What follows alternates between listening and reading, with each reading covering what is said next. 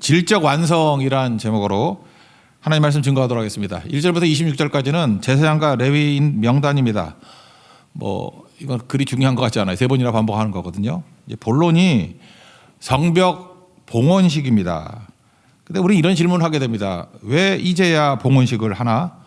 성벽 완공한 거는 6장이잖아요. 6장 15절에 52일 만에 성벽 공사를 끝마침에 이런 말씀이 나오잖아요.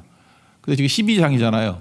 6장에서 끝났는데 왜 봉헌식은 12장 27절에 와서 성전을 봉헌하게 되니 이렇게 나오냐 궁금하지 않습니까? 그럼 중간에 한번 보자고요. 6장부터 12장 사이에 무슨 일이 있었습니까? 초막절 대부흥이 있었죠. 또 말씀 선포가 있었고 회개가 있었고 또 재언약식이 있었죠. 재언약 그리고 재배치 예루살렘에 살아야 될 사람과 아닌 사람들 이렇게 재배치하고 이 일련의 사건들이 다 일어나고 난 다음에 이제 봉헌식을 하게 되었다. 그러니까 무슨 얘기입니까? 이건 단순하게 성벽 재건만 하는 게 아니라 예배자의 재건이 있었다는 거죠. 그 성벽 짓고 난 다음에 성벽 안에서 이제 예배 제대로 드릴 수 있는 예배자의 재건이 필요했다. 그럼 도대체 예배자가 뭐냐라는 거예요. 일치되는 거죠. 그러니까 하나님과 일치, 자기 몸과 마음이 일치. 그게 질적인 완성이라는 거예요. 예배자가 되는 게 질적 완성이라는 것입니다. 그래서 예배자가 뭔지를 볼 수 있는 것 같은데 세 가지인 것 같아요. 열정, 첫 번째는 열정, 두 번째는 정결, 세 번째는 11조. 이걸 통해서 도대체 하나님께서 질적 완성을 이루는 예배자가 어떤 모습인지 그러고 난 다음에 봉헌식을 받았다. 이 내용들을 한번 살펴봤으면 좋겠습니다. 첫 번째는 예배자는 게 뭐냐? 일단 요한복음 4장 24절 보니까 하나님은 영이시니 예배하는 자가 영과 진리로 예배할지니라. 그러니까 몸뚱이만 아니라 영이 드려야 되는 것 같다 느낌이 들죠. 원래는 인스피릿 성령 안에서 예배드려야 된다 이런 뜻인데 영이 있어야 돼. 요즘에 그런 말 많이 하죠. 영혼 없는 어쩌고 저쩌고. 영혼 없는 멘트 그러나 그런 거 있죠. 하고 싶지 않을 때 억지로 할 때 영혼 없는 멘트가 나오죠. 친절하고 싶지 않은데 친절해야 될 때 미치는 거지. 말하고 싶지 않은데 말해야 될 때. 제가 이번에 대만 선교 갔다가 저는 딴 비행기 타고 왔어요. 아시아나 타고 왔는데 안녕하십니까. 탑승 감시합니다. 그러더라고 그죠. 필요하면 승무원 버튼 눌러 주십시오. 짧아 이게. 코맹맹이 소리 하는 거 알죠? 내가 들을 때 야 진짜 영혼 없는 멘트구나 저거. 그 승무원 필요하면 버튼을 누르래. 누르면 죽인다 그런 뜻으로 들리더라고. 죄송합니다. 어떤 특정 얘기를 해서 어디나 그렇죠. 이렇게 영혼 없는 멘트 하는 데 되게 많잖아요. 반복적으로 해야 될 때. 이렇게 전화로 문의할 때 보면 영혼 없는 멘트가 되게 많습니다. 사람이 말을 하려고 그러면 속에 힘이 있어야 되거든. 근데 속에 힘이 없이 해야 돼 억지로. 그러면 영혼 없는 멘트가 나오죠. 그래서 이거 오래 하면 뭐라 그러죠? 감정 노동이라고 그러죠. 이 감정 노동이라는 게 사실 말이 안 되는 건데 감정은 없는데 감정을 보여야 되니 이게 못 살겠죠. 그래서 감정 노동이라는 게 나오잖아요. 이거 계속하면 공황장애 옵니다. 그래서 이렇게 우리 아들이나 딸들이 직장 다니다가 이제 도저히 못 따져 그러면서 막 미치기 직전이다 그러고 정신과 찾아가고 할 때가 공황장애예요. 왜 공황장애냐 하면은 일치가 안 되는 거거든. 하기 싫은 거 억지로 하는 거고 친절한 마음도 없는데 친절해야 되고 그런 게 감정 노동이라고요. 이거 치유는 간단해요. 진심이면 되는 거라고. 이게 만약에 예배로 온다 그러면 예배에서도 공황장애를 느끼는 사람이 있다고. 예배 드릴 마음 전혀 없는데 예배는 드려야 되고 억지로 끌려온 애들이 그러죠. 부모 때문에 끌려오거나 남편이나 아내 때문에 끌려온 사람들. 그게 오래 지속이 되면 그렇게 돼. 거기다 또 성실성까지 있어가지고 오긴 와. 힘들어지는 거죠. 예배자가 된다는 것은 이게 일치가 되는 거예요. 인테그리티. 그게 있어야 된다는 것입니다. 마태복음 6장 보면 염려하지 말라 그런 말씀이 나오죠. 염려라는 게 헬라어로 메림나오라는 말인데 나누다라는 뜻이에요. 염려라는 뜻이 나누다. 근데 이게 마음이 나눠진다 그런 뜻도 있지만 몸과 정신이 나눠지다 그런 뜻이에요. 그게 염려예요. 염려 계속하면 미친다고 사람이. 공황장애 와요. 우울증 온다고. 그래서 몸 따로 마음 따로 몸 따로 정신 따로 그럼 아무것도 아니죠. 그래서 이런 사람들이 이게 치유가 언제 이루어지느냐 하면은 몸과 정신이 일치가 될 때가 언제냐? 기쁠 때예요. 막 기쁘잖아요. 그러면 딱 하나가 돼. 막 즐거울 때 그럴 때 하나가 된다고요. 그래서 즐거운 일 해야 돼요. 그래서 이런 거 하려고 우리 선교 여행 가잖아요. 이번 대만 선교 갔을 때 사실 가기 전에 좀 이렇게 좀 힘든 사람들이 좀 있었어요. 자기들이 마음이 아프고 했던 사람들. 돌아왔더니 2명이 저한테 연락을 하더라고. 치유가 됐다고. 그래서 그 왜 치유가 되는지 아냐고. 내가 뭐 자기는 모르더라고. 왜냐하면 몸과 마음이 일치가 됐기 때문에 그렇다고. 그러니까 기쁘죠. 기뻐서 눈물을 흘린다고. 다 잊어버리는 거야. 다 잊어버리고 좋으니까, 일이 좋으니까. 그러니까 일치가 되는 거예요. 그게 예배. 그러니까 거기서 뭐 하나? 열정이 나오는 거죠. 패션. 열정이 막 나오는 거예요. 어떤 대가도 치를 수 있는 마음이 있고. 그게 예배자입니다.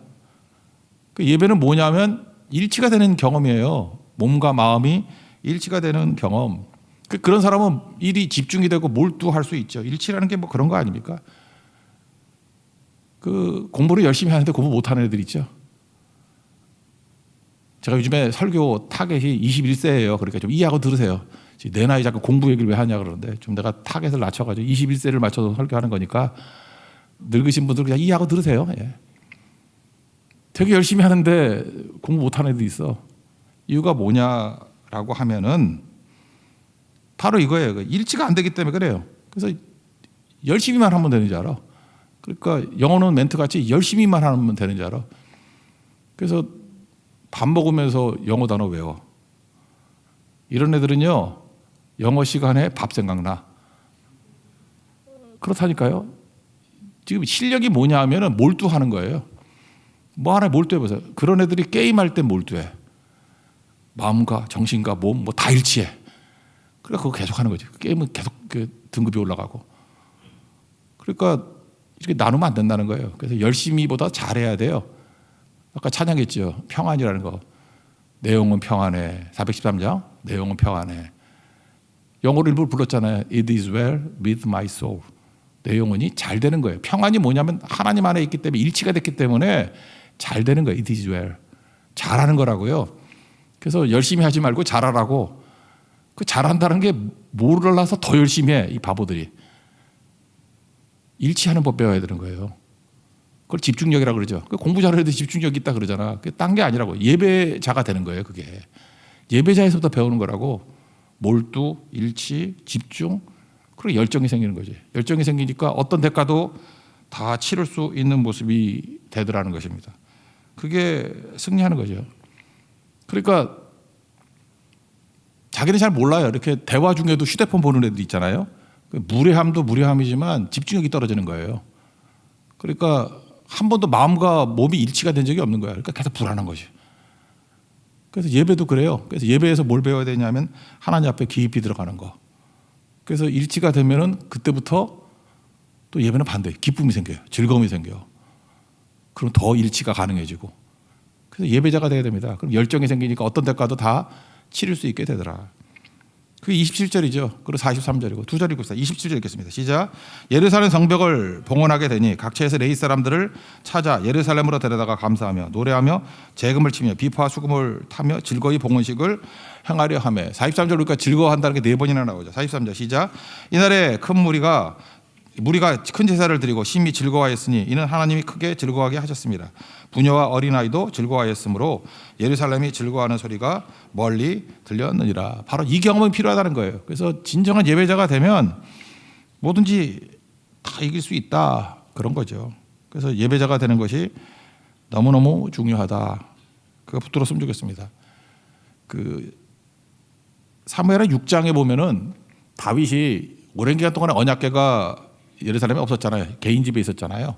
그래서 그 언약궤를 가져오는 얘기가 나옵니다. 너무너무 기뻐가지고 예배자의 모습을 보이거든. 막 춤을 춰. 막 춤을 추고 기뻐하고. 그랬더니 그 아내가 미갈인데 사울의 딸이죠. 미갈이 보고 창문에, 참여도 안 해. 창문에서 이렇게 관찰자의 관점에서 보죠. 아니 채신물이 없게 왕이 저게 뭐 하는 거야. 그리고 바지도 막 흘러내리네. 거기 그렇게 나오잖아요. 그 계집종들이 쳐다보는데 저게 뭐 하는 거야. 왕이 채신물이 없게. 그렇게 얘기했더니 다윗이 뭐라고 얘기합니까? 내가 지금 춤춘 거 이해해라. 나 하나님 앞에서 한 거다. 그리고 이유가 뭐냐면 나같이 미천한 자를 이스라엘이 주권자로 삼았기 때문에 그런 거다. 네가 뭐라 그러던 말던 나는 하나님 앞에서 계속 뛰놀리라. 이게 예배예요. 열정이죠. 그러니까 하나님께서 다윗을 기뻐하셨겠어요? 미가를 기뻐하셨겠어요? 다윗이죠. 그러니까 우리는 계속 예배 자리에 나와 있으면서도 미갈의 태도로 드릴 때가 많다니까요. 맨날 평가하고 판단하고 뭐 이런 거죠. 저거 아닌데 하면서 혀를 차고 미갈이에요. 끝장났죠. 근데 뭐예요? 몸과 마음이 일치가 되는 거죠. 그래서 여러분 몸 예배 중에 하나가 그 율동이라니까요. 율동하면서 자아가 다 깨져버리는 거예요. 그죠? 깨져버리고 몸과 마음이 같이 간다는 거죠. 그것도 굉장히 중요한 의미인데 그걸 모른다라는 것입니다. 그러니까 이런 것들을 이기는 것들이 되게 중요한 거죠. 이렇게 하다 보면 어떤 일이 벌어요? 다윗에게 예배자가 되니까 패션이 생긴다. 패션이 뭐예요? 그게 두 가지 의미가 있잖아요. 순환이라는 거. 패션 오브 크라이스트 그러면 그리스도의 순환. 또 하나가 열정도 되는 거죠. 그러니까 어떤 열정입니까? 어떤 대가를 치른다 할지라도 반드시 이루어내고야 말겠다라고 하는 순환을 뛰어넘을 수 있는 힘. 그게 열정이라고.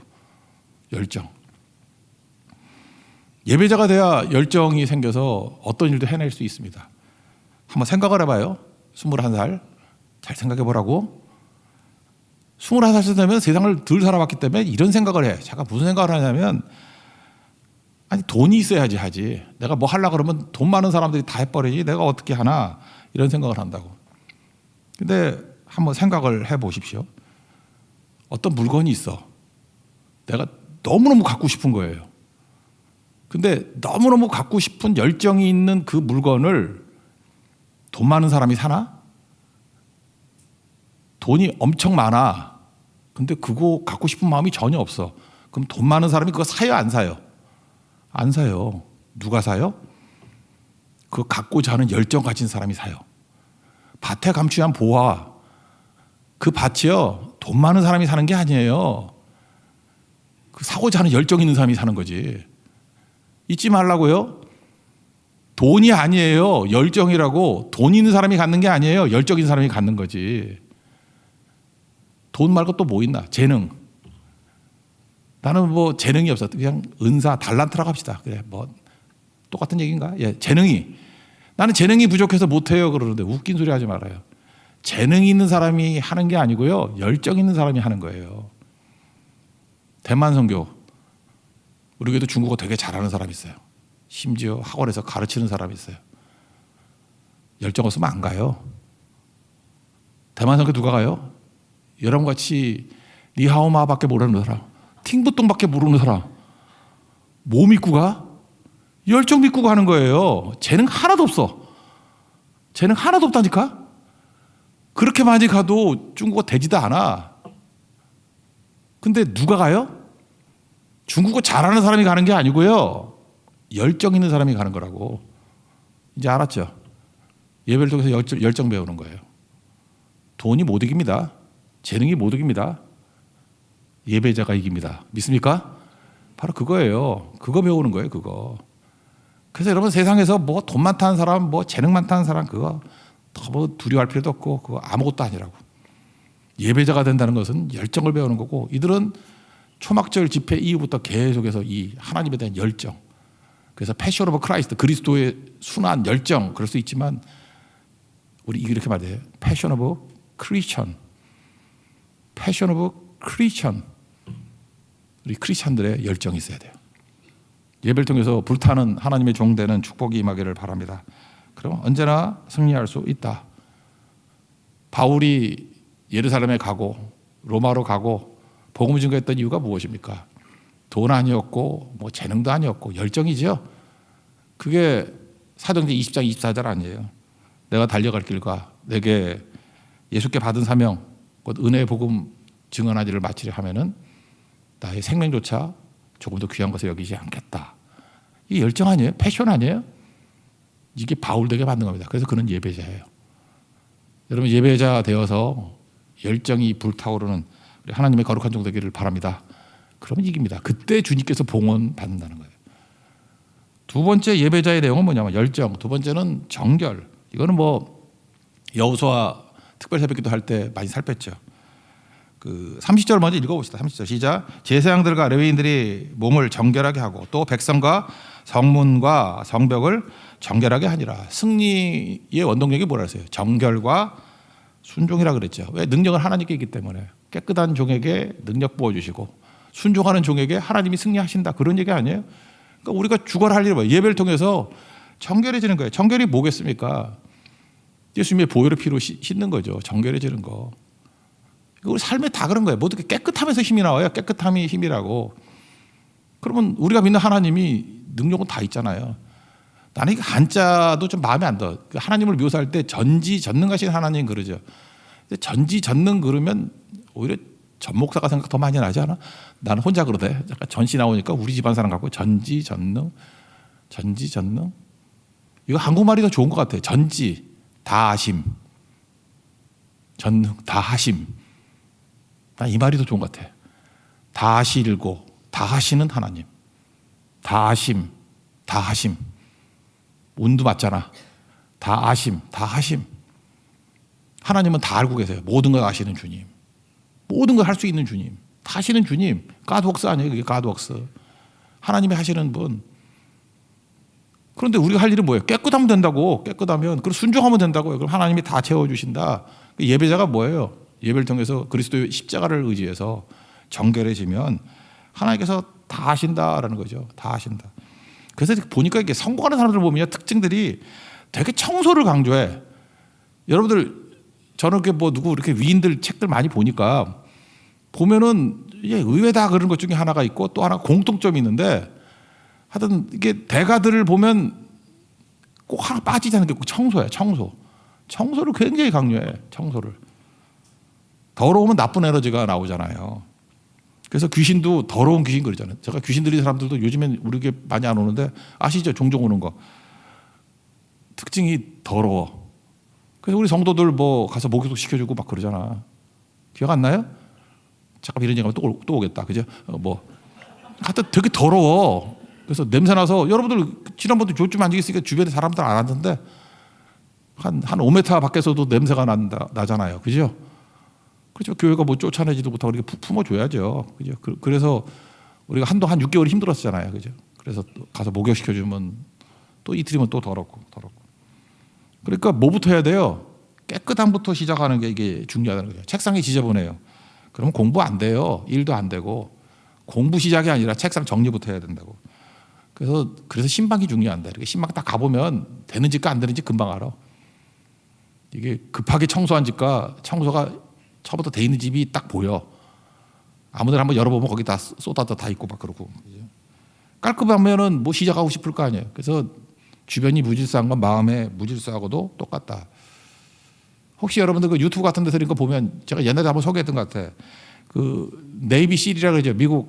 미 해군 특수부대. 그 윌리엄 맥그레이븐이라는 장군이 뭐 강연했던 게 한 5년 전쯤에 되게 유행했던 적이 있죠. 제가 설교 때도 한번 소개했었는데 맥그레이븐. 그 양반이 그러잖아요. 미국 그 네이비 실에 들어오면 제일 먼저 이불 개기부터 한다고. 청소부터. 거기서부터 모든 게 시작된다는 거예요. 그래야 치밀하게 뭐든지 다 할 수 있다. 이건 다 마찬가지라는 것입니다. 우리 영도 마찬가지예요. 깨끗함부터 시작하라고. 21살쯤 되면 뭐부터 해야 되느냐. 후회할 일 하지 마십시오. 멀리 해야 될 것들.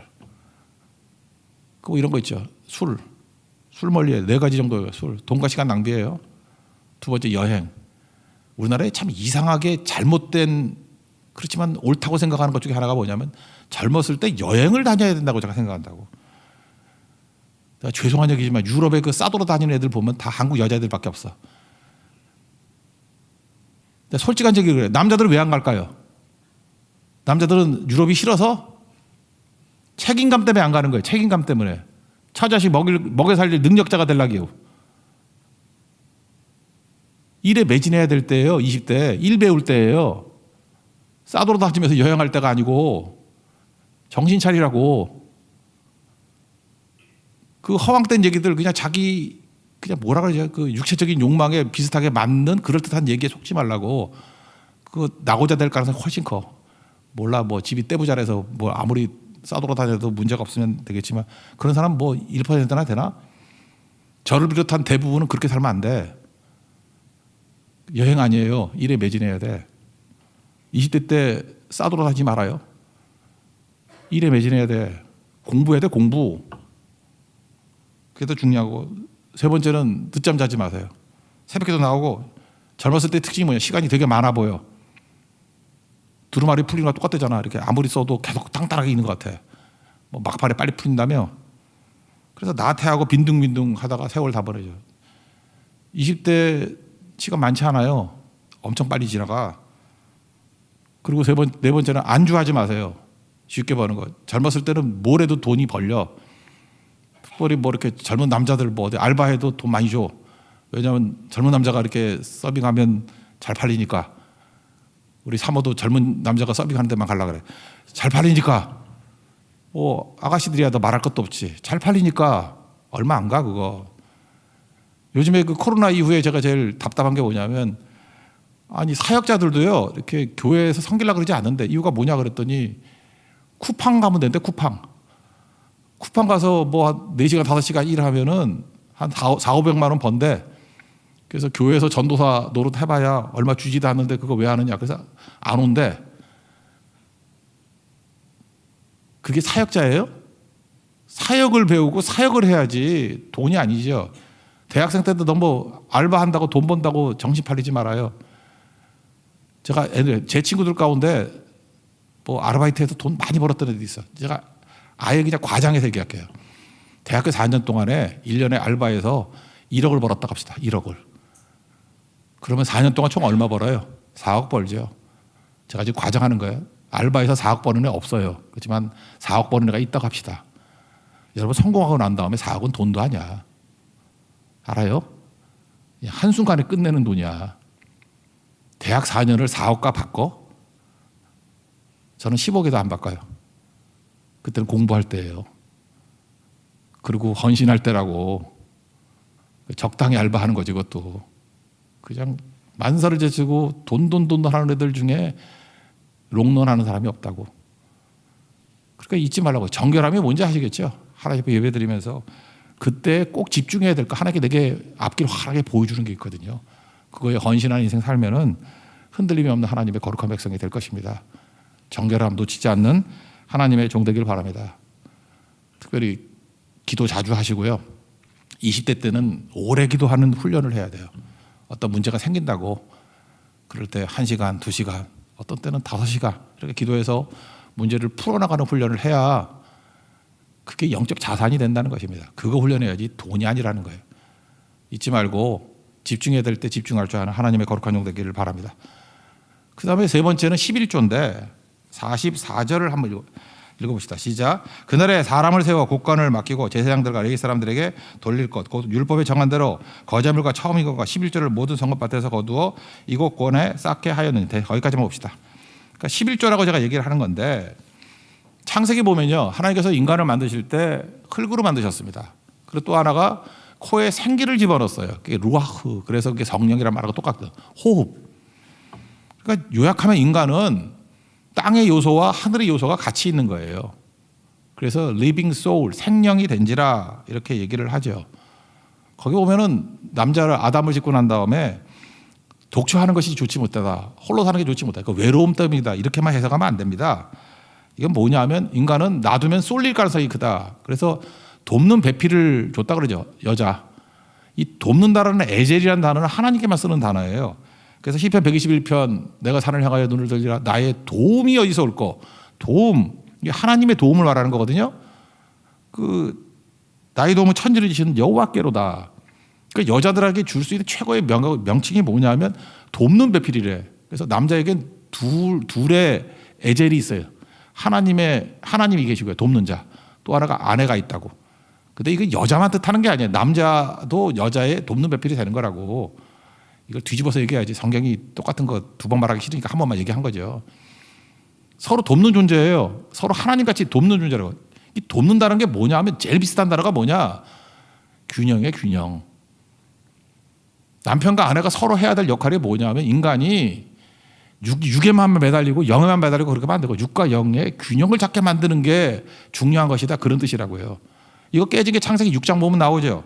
거기 6장 보면 막 노아 홍수 때 그 타락하는 모습 중에 하나가 뭐예요? 하나님의 아들들이 사람의 딸들의 아름다움을 보고 뭐 잡탕으로 결혼했다. 그래서 뭐라고 얘기해요? 하나님께서 사람들과 더 함께 하지 않았다. 이유가 뭐냐? 하나님이 동행 안 했다는 거예요. 6장 3절 보니까 그들이 육신이 됨이라. 육신이 됐다는 게 뭐예요? 당시 사람들이 영적인 거 다 버려버리고 육체만 추구하는 인생이 돼버렸다. 그 얘기겠죠? 그러니까 영과 육이 깨진 존재예요. 그러니까 뭐야 그게 개쓰레기 된 거지. 육신으로 살더라. 여기까지만 하고 11조가 뭐냐? 11조는 뭐 교회 재정 내주고 그러는 게 아니고 영과 육을 연결시키는 게 11조예요. 명확히 정의를 아세요? 11조는 뭐냐? 영과 육의 균형을 잡는 게 11조예요. 11조가 뭐예요? 내 삶의 주인이 하나님이란 거 아니에요? 다 하나님이 주신 거다. 근데 하나님 거 손대지 말라. 그러니까 뭐예요? 11조가 내 삶의 주인이, 내 삶은 주의 것이에요. 주인의 것이라는 걸 인정하는 게 11조죠. 그러니까 11조 드린다는 게 뭐예요? 주인이 하나님이다. 11조 드리는 게 뭐예요? 내 삶의 주어가 하나님이다. 11조 드리는 게 뭐예요? 중심이 내가 아니라 하나님이다. 그게 11조예요. 그래서 11조를 드리면 비로소 영과 육이 연결이 됩니다. 땅의 사람과 하늘의 사람이 연결이 됩니다. 그래서 특이하지 않아요? 창세기 28장에 보면 야곱이 그 형하고 아버지 속이고 도망가다가 그 베델이라는 거, 원래 루스인데 거기서 하나님 만나죠. 사다리가 오르락내리락 하다가 만나잖아요. 그래서 뭐 돌멩이 세워놓고 베델 아니에요. 하나님의 집이다 그러고 여기서 예배드린다 그러고 마지막 그 결심하는 것 가운데 뭐가 나와요? 11조 드리겠습니다 하는 얘기가 나오죠. 그 쪼다들 같은 사람들은 그게 뭐 11조 강조하는 건지 알아요. 왜 갑자기 엉뚱하게 11조 얘기가 나오냐 그러는데 11조가 거기서 나올 수밖에 없는 게 뭐냐면 야곱이 이제까지 육신으로만 살았거든. 이제는 내가 하늘과 연결되는 인생 살겠습니다. 그게 11조예요. 이해가 돼요? 이제는 흙과 생기가 연결된 생령, 리빙 소울로 살겠습니다. 그게 11조라고. 또 한 번 나오지 뭐 언제 나오나 야복 강가에서 뭐 하나님 불순종하고 그러다가 천사 만나가지고 뭐 씨름하고 이스라엘 얻고 그러잖아요. 거기도 마찬가지. 하늘과 내가 땅이 연결된 인생을 살겠다. 그게 11조라고. 11조, 여러 11조 온전하게 드리는 사람들은 돈에 매몰되지 않죠. 언제나 영적으로 살아있어요. 그죠? 그런 거라고. 하늘과 땅이 연결되는 거. 그게 11조다.